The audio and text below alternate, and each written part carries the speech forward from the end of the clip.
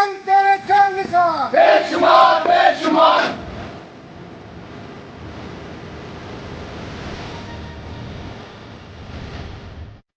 रिहा करो ना वो पापी ना गद्दार।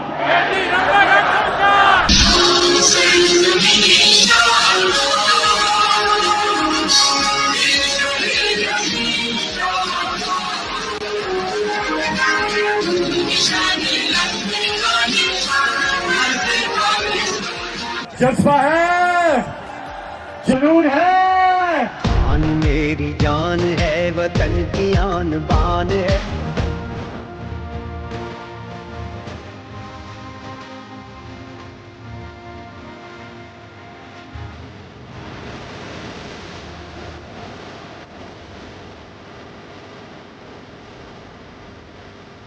सितंबर का महीना, अगर बेगुनाह इमरान खान को ना छोड़ा गया तो पंजाब वालों अडयाला लॉन्ग मार्च के लिए तैयार हो। जल्द सारे जालिमों पे एहतसाब आए। इंशाल्लाह डी चौक में जलसा होगा।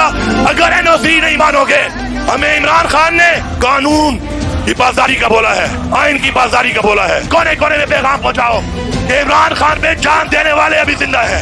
अपने बच्चों के लिए हकीकी आजादी और अल्लाह ताला का हुक्म अमर बिल मारूफ बेहक के साथ ठहरने वाले भी जिंदा है।